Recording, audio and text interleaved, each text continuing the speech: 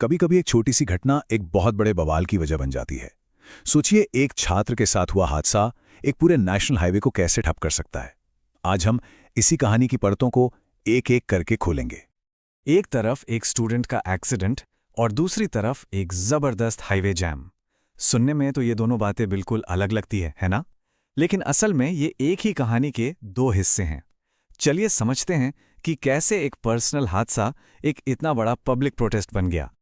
तो ये पूरी कहानी शुरू होती है शुक्रवार की एक दोपहर से, एक गंभीर हादसे के साथ जिसने सब कुछ बदल कर रख दिया। जरा सोचिए, अररिया पूर्णिया हाईवे के गवर्नमेंट पॉलिटेक्निक कॉलेज के ठीक पास एक स्टूडेंट अपना एग्जाम देकर अभी अभी बाहर निकला है और जैसे ही वो सड़क पार करने की कोशिश करता है, एक तेज रफ्तार पिकअप वैन उसे जोरदार टक्कर मार देती है। बस यहीं से इस पूरे मामले की शुरुआत हुई। जिस छात्र को चोट लगी उसका नाम था चंदन कुमार, रहने वाला था जहानाबाद जिले का।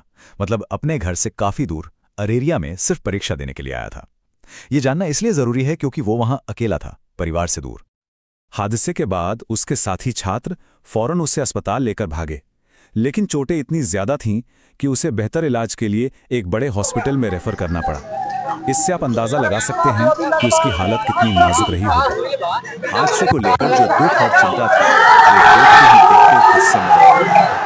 पर ऐसा हुआ क्यों? वजह सिर्फ हादसा नहीं था, बल्कि हादसे के बाद जो हुआ, या शायद ये कहना ज्यादा सही है कि जो कुछ भी नहीं हुआ, वो वजह। ये स्टूडेंट्स का सीधा सीधा आरोप था। उनका गुस्सा सिर्फ उस गाड़ी पर नहीं था जिसने टक्कर मारी, बल्कि उस बेपरवाही पर था जो उन्हें कॉलेज महसूस हुई।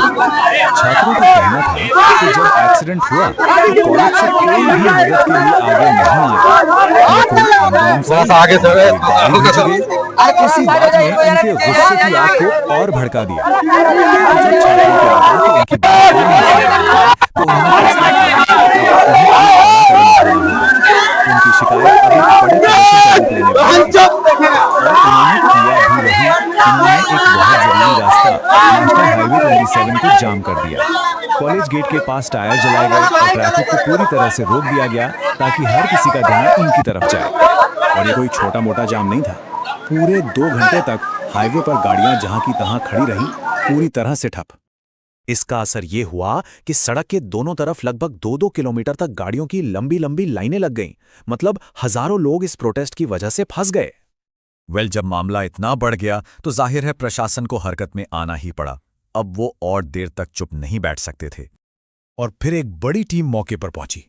नगर थाना, बैरगाछी थाना, अररिया आरएस थाना की पुलिस, ट्रैफिक पुलिस और तो और एसडीएम और एसडीपीओ जैसे बड़े अधिकारियों को भी हालात को काबू में करने के लिए आना पड़ा।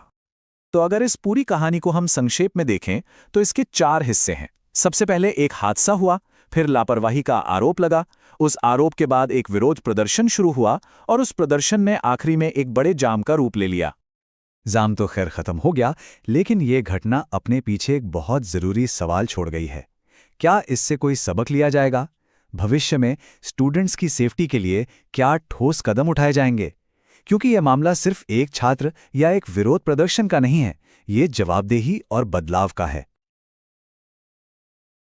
हम लोग 6-6 महीने पर सेमेस्टर एग्जाम देने आते हैं और यहाँ पे जो रोड हाईवे है, यहाँ पे हम लोग एग्जाम दे के आते हैं, पूरा रोड जाम रहता है और यहाँ पे मार्केटिंग की सुविधा नहीं रहता है। आज हमारे एक सीनियर सर का एक्सीडेंट हो गया, उसका जिम्मा कौन लेगा? एक्सीडेंट हुआ? हमारे सीनियर है चंदन सर है, उनका मैकेनिकल ब्रांच, उनका एक्सीडेंट हो गया है। अभी क्या पोजीशन है उनका? अभी पोजीशन उनका बहुत खराब स्थिति है और यहाँ पे कोई 1 घंटे के बाद यहाँ पे पुलिस प्रशासन है।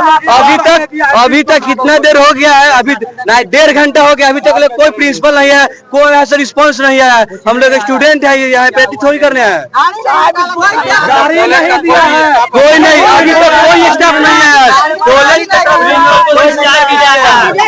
गाड़ी भी नहीं आया था। प्रिंसिपल को सिर्फ अंदर बैठ के चाय पीने आता है। अभी तक ये प्रिंसिपल सस्पेंड करने जानता है, सिर्फ यहाँ का सस्पेंड करने जाता है। हम लोग देखिए, हम लोग पॉलिटेक्निक कॉलेज के छात्र हैं और हम लोग यहाँ एग्जाम देने आए थे, जो कि सरकार के पास ना ही कोई फैसिलिटी है। यहाँ कॉलेज के बगल में डिवाइडर नहीं है और डिवाइडर है तो पुलिस प्रशासन नहीं है।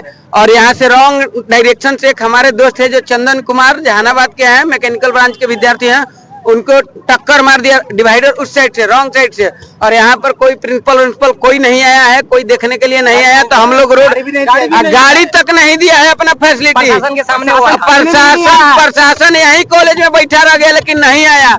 और बोले हैं डीएसपी सर की जो भी मांग है हम स्वीकार किए हैं, और हम लोग को इस पे भरोसा नहीं होगा जब तक ले ये काम हो न जाए पूर्ण रूप से, और उनका एग्जाम चालू किया जाए, पास किया जाए, और टोटल जिम्मेवारी सरकार उठाए। सिंपल बात है, हमको चाहिए लिखित मिलना चाहिए, लिखित चाहिए तब हम लोग हटेंगे यहाँ से। जब हम अभी बोल रहे हैं क्या सब बात हुई थी आप लोग? बात यही हुआ है कि सर लिखे हुए हैं अपना कागज पे, प्रिंसिपल के द्वारा लिखवाए गए हैं कि जो भी डिमांड, जो भी उसका खर्चा होगा हम सब लोग हम देंगे। वो अपने आप के ऊपर जिम्मेवारी लिए, और किसी भी बच्चा के ऊपर गलत एक्टिविटी या कॉलेज के अंदर गलत तरीका से एग्जाम या एक्सपेल्ड किया गया तो उसका सारा जिम्मेवारी प्रिंसिपल और डीएसपी साहब को होगा।